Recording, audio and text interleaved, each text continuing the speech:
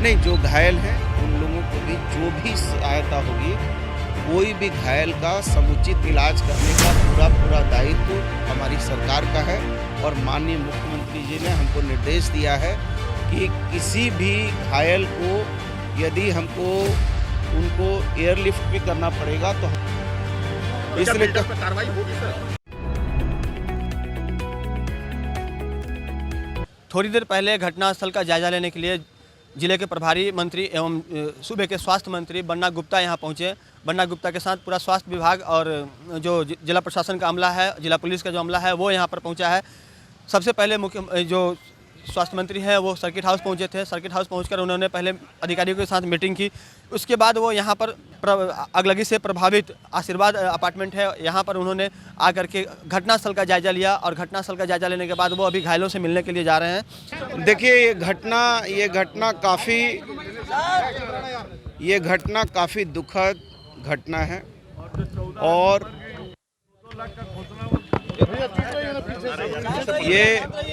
ये घटना काफ़ी दुखद घटना है और माननीय मुख्यमंत्री जी भी काफ़ी इस घटना से दुखी हैं और उन्होंने हमको निर्देश दिया कि जाकर घटना स्थल पर जो भी भुक्तभोगी हैं और जो जिनके अभी इलाज चल रहे हैं उनसे भी मिलने की आवश्यकता है। घटना की एक विस्तार रिपोर्ट माननीय मुख्यमंत्री जी ने मांगा है कि आखिर क्या कमी है, क्या खामी है, क्यों इस तरह की 2-3 घटनाएं हुई हैं। तो इसमें हमने धनबाद के उपायुक्त महोदय को भी निर्देशित किया है कि जो बिल्डिंगें बन रही हैं उसके बायलॉज पर फायर नॉर्म्स को लागू किया जा रहा है, नहीं किया जा रहा है, वाटर हार्वेस्टिंग का क्या है। एक मेजर इशू है कि यहाँ ट्रैफिक की व्यवस्था, उसको लेकर भी हम लोग संवेदनशील हैं। साथ ही जो फायर इक्विपमेंट वगैरह हैं ये हम भी मानते हैं कि ये काफ़ी नहीं है और इसमें एक बृहद सुधार की आवश्यकता है और इसको लेकर मुख्यमंत्री जी के निर्देश पर हमारे चीफ सेक्रेटरी साहब इसको लेकर बैठक कर रहे हैं और जल्दी ही हम लोग पूरे राज्य में अग्निशामक सेवा कैसे दुरुस्त हो इसके लिए बृहद स्तर पर कार्रवाई करेंगे। और चूँकि बिल्डिंगों की ऊंचाई जो है 10 से 15 तल्ले की है और हमारे पास ऐसे संसाधन की कमी है, तो वो कमी को जल्द पूरा करने के लिए हम तैयार हैं। और इसी के साथ साथ मैं बहुत धन्यवाद देता हूं बगल में जो अस्पताल है हमारा, जिसने बहुत इसमें मदद किया है। हमने पाटलिपुत्र नर्सिंग अस्पताल के जो भी हमारे ट्रोलिया साहब हैं उनको भी प्रशासन के द्वारा उनको प्रशस्ति पत्र दिया जाएगा। जो ऐसी विकट परिस्थिति में जिन्होंने साथ दिया है तो उनको प्रशस्ति पत्र भी दिया जाएगा। साथ ही जो भी मृतक हैं माननीय मुख्यमंत्री जी ने इस पर तुरंत संज्ञान लिया है और जो भी मृतक हैं उन लोगों को तत्काल 4 लाख रुपया उनको राहत के रूप में, उनको सहायता के रूप में उनके परिजनों को दिया जाएगा। साथ ही भविष्य में ये घटनाएं नहीं हो, ये बहुत ज़रूरी है। और जो भी इलाजरत लोग हैं उन इलाजरत लोगों को भी कैसे बेहतर से बेहतर यदि इलाज कराना है और ज़रूरत पड़ी, यदि कोई भी ऐसा अभी तक ऐसी नहीं है कोई सूचना कि कोई बहुत डेंजरस जोन में है, लेकिन यदि चूँकि इसमें होता है कि कभी कभी सीने के अंदर जो है कार्बन चला जाता है और यदि ज़रूरत पड़ेगी किसी को बाहर ले जाने के लिए, तो हम लोग जो है बाहर ले जाने में भी पीछे नहीं हटेंगे।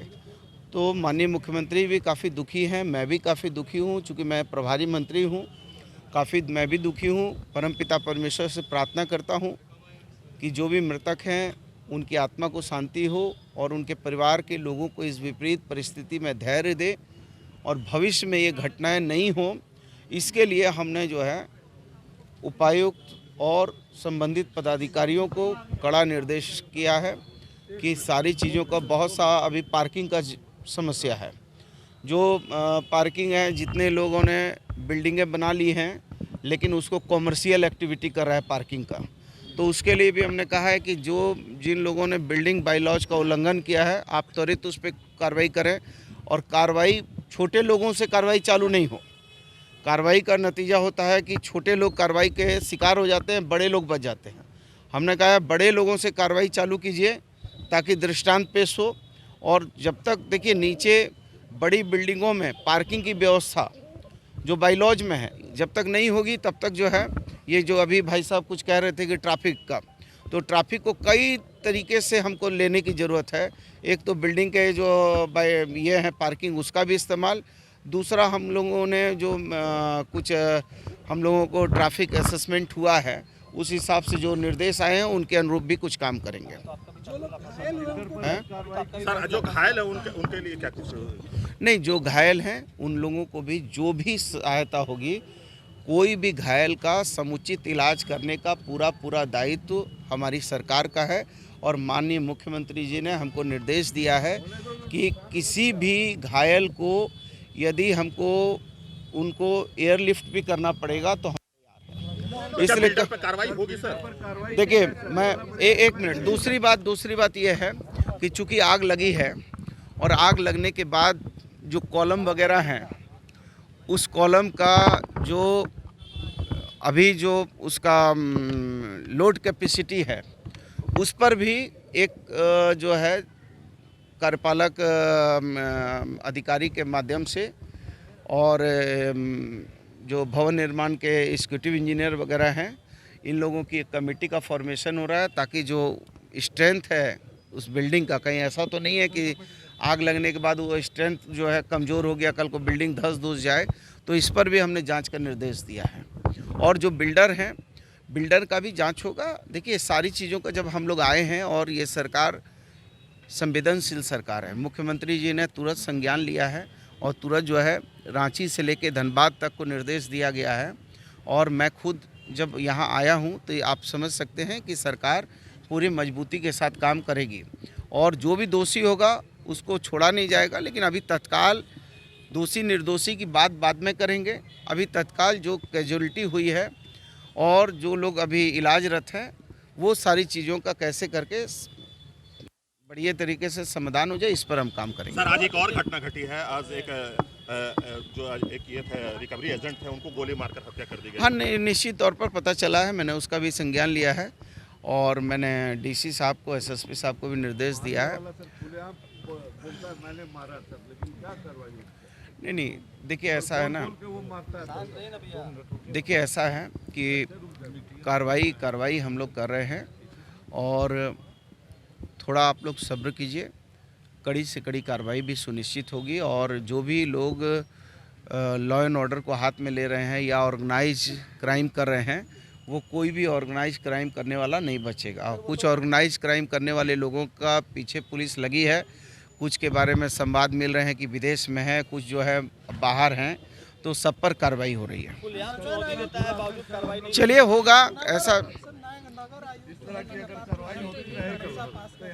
नहीं। मैंने भाई साहब आप थोड़ा चुप रहिए ना। इस तरह की घटना जो घट रही है सर, इस पर क्या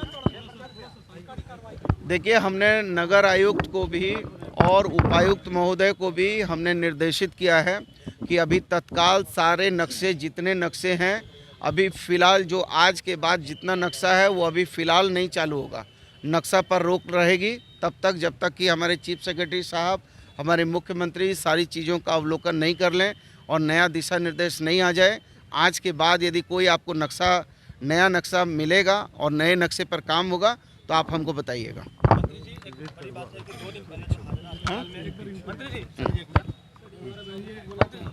अस्पताल में जो घटना घटी थी उसमें एक सवाल ये उठ रहा है कि क्लिनिकल एस्टेब्लिशमेंट एक्ट के तहत उस अस्पताल का हर साल नवीनीकरण हो रहा था, बावजूद उसमें फायर इक्विपमेंट नहीं होने के बावजूद ये नवीनीकरण का सर्टिफिकेट है वो दिया जा रहा था। तो इसके पीछे जो लोग जिम्मेवार हैं नहीं, निश्चित तौर पर देखिए क्लिनिकल एस्टेब्लिशमेंट एक्ट और PCPNDT एक्ट ये दोनों पर समझौता नहीं किया जा सकता है।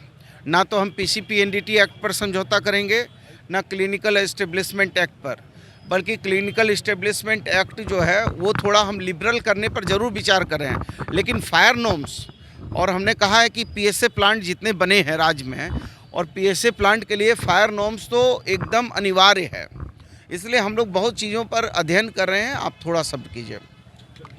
तो इन तमाम चीज़ों को भविष्य में नहीं दोहराने के लिए मंत्री ने साफ निर्देश दिया है, सीधे तौर पर कहा है कि एक भी बिल्डिंग अगर आज के बाद बिल्डिंग बायलॉज के बगैर बनी तो उस पर निश्चित रूप से कार्रवाई होगी। नगर विकास विभाग को भी उन्होंने स्पष्ट किया है कि उसके तरफ से भी एक नई मीटिंग होगी। अग्निशमन विभाग को कैसे और अधिक दुरुस्त किया जाए, उसे इम्प्रूव किया जाए, इस पर भी आने वाले वक्त में काम किया जाएगा। साथ ही उन्होंने यह भी कहा है कि इस घटना के लिए जो लोग भी जिम्मेवार हैं उन्हें बख्शा नहीं जाएगा, हर हाल में उनके ऊपर कार्रवाई होगी।